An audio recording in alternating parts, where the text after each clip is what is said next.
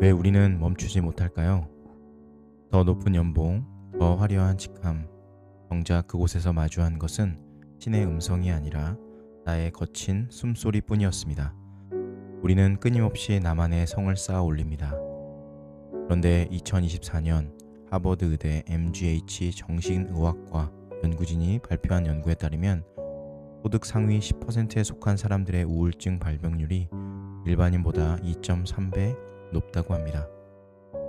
성공의 사다리를 오를수록 우리는 역설적으로 정서적 파산을 향해 달려가고 있었던 겁니다. 당신의 이름을 증명하려다 당신의 영혼을 잃어버린 곳, 오늘 그 바벨의 고독에 대해 이야기하려 합니다. 창세기 11장 4절과 5절. 다 성읍과 탑을 건설하여 그 탑 꼭대기를 하늘에 닿게 하여 우리 이름을 내고 온 지면에 흩어짐을 면하자. 여호와께서 사람들이 건설하는 그 성읍과 탑을 보려고 내려오셨더라. 두 개의 방향이 보이십니까? 인간은 위로, 하나님은 아래로. 인간은 이름을 내고 하나님은 이름을 지우러. 인간은 흩어짐을 면하려 하고 하나님은 흩으심을 구원하십니다. 이 두 가지 방향성이 오늘 당신의 인생을 결정할 겁니다. 오늘날 도시는 거대한 바벨탑의 집합소입니다. 창세기 11장의 인류가 결의합니다.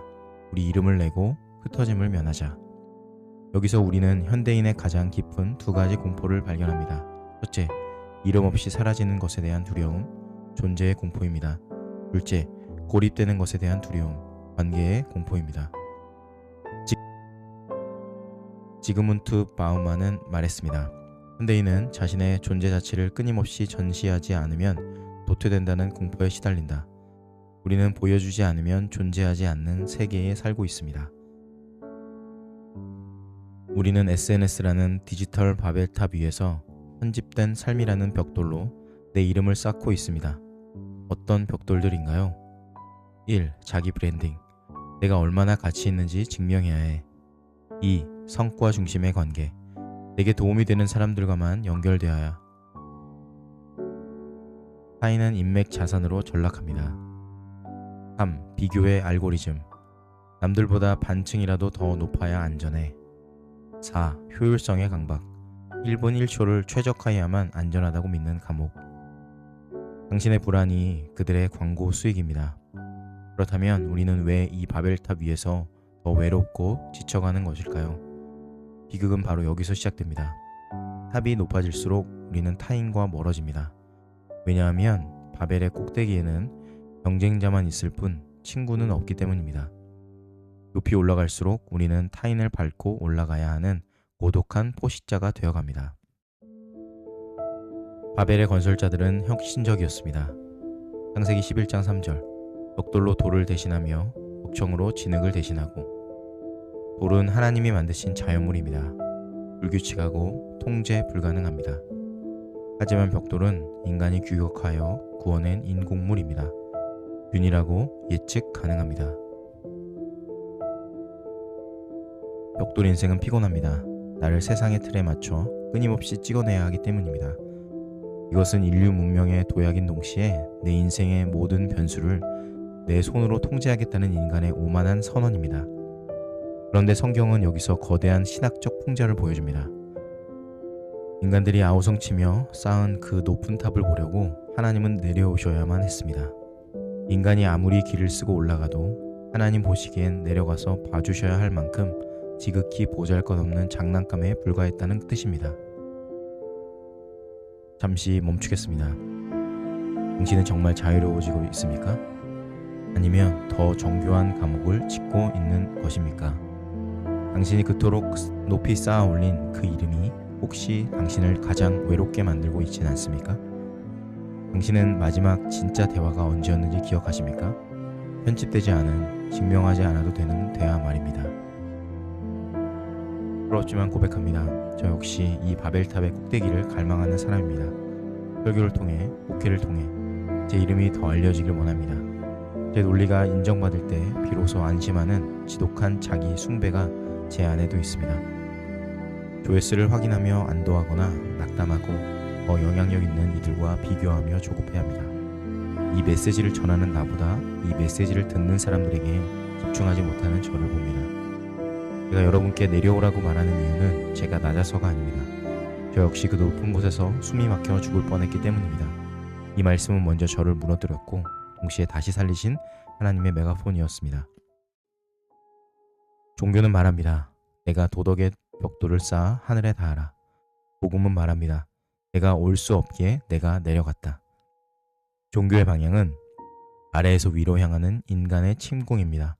복음의 방향은 위에서 아래로 향하는 하나님의 강림입니다. 종교의 목적은 우리 이름을 내자는 자기 증명입니다. 복음의 목적은 주의 이름을 높이자는 자기 부인입니다. 종교는 성공이 구원의 증거라고 외치며 우리를 성공의 탑으로 내몰지만 복음은 실패해도 사랑받는다고 말씀하시며 우리를 사랑의 품으로 초대합니다. 인류는 하늘에 닿기 위해 탑을 쌓았습니다. 하지만 진정한 하늘의 주인이신 예수 그리스도는 우리를 위해 가장 낮은 곳으로 내려오셨습니다. 바벨의 인간들은 이름을 내기 위해 타인을 밟고 올라갔지만 예수님은 자신의 이름을 지우고 우리를 살리기 위해 십자가에서 짓밟히셨습니다. 이것은 단순한 겸손이 아닙니다. 이것은 바벨의 역전입니다. 인간은 위로 올라가려다 흩어졌지만 예수는 아래로 내려가심으로 우리를 모으셨습니다. 예수께서 가장 비천한 자가 되셨기에 이제 우리는 더 이상 나를 증명하기 위해 높은 곳을 위해 질주할 필요가 없습니다. 그리스도의 비천함이 우리의 영원한 존귀함이 되었습니다. 현대선교의 아버지 윌리엄 캐리는 인도에서 수십 년간 성경 번역이라는 거대한 지적 탑을 쌓았습니다. 하지만 1812년 인쇄소에 불이 나며 14년치의 연구 자료와 번역 원고들이 잿더미가 되었습니다. 사람들은 절망했습니다. 그러나 캐리는 잿더미 안에서 미소 지으며 이렇게 고백했습니다. 하나님은 내가 쌓은 업적이라는 바벨탑을 태우심으로 오직 하나님만이 이 일을 하신다는 것을 보여주셨다. 나는 다시 시작할 것이다. 내 이름이 아니라 주님의 이름을 위해서. 혹시 지금 당신이 자랑스러워하는 바벨은 무엇입니까? 그것이 무너진다 해도 오히려 자유로워질 수 있습니다. 하나님은 때로 우리가 쌓은 바벨을 태우심으로 우리를 그 바벨로부터 해방시킵니다. 바벨에서 흩어졌던 언어들이 신약의 오순절에 다시 하나가 됩니다. 성령이 임했을 때 사람들은 자기 이름을 내세우지 않고 하나님의 큰 일을 말하기 시작했습니다. 각기 다른 언어로 말했지만 마음은 하나로 통했습니다. 복음은 우리를 고독한 마천루에서 끌어내어 서로의 상처를 보듬는 낮은 평지로 인도합니다. 이제 더 이상 나를 증명할 필요가 없는 곳, 그곳이 바로 복음의 공동체입니다. 오늘 당신을 향한 세 가지 초대를 드립니다. 1. 이름의 벽돌을 굽는 일을 멈추십시오. 당신의 이력서가 아니라 당신의 심장이 중요합니다. 2. 내려올 용기를 내십시오. 탑 꼭대기의 환호보다 식탁 주변의 웃음이 더 진짜입니다. 3. 새 이름 안에 거하십시오. 이미 하늘이 당신에게 내려왔습니다. 예수 그리스도가 당신의 이름이 되셨습니다. 그 이름은 세상이 몰라도 하늘은 알고 있습니다. 당신의 이름은 지금 하나님의 손바닥에 새겨져 있습니다. 그분 안에서 당신은 더 이상 증명할 필요 없이 이미 충분합니다. 기도하겠습니다. 하나님 아버지, 내 이름을 내기 위해 끊임없이 벽돌을 구워대던 우리의 교만과 불안을 용서하옵소서.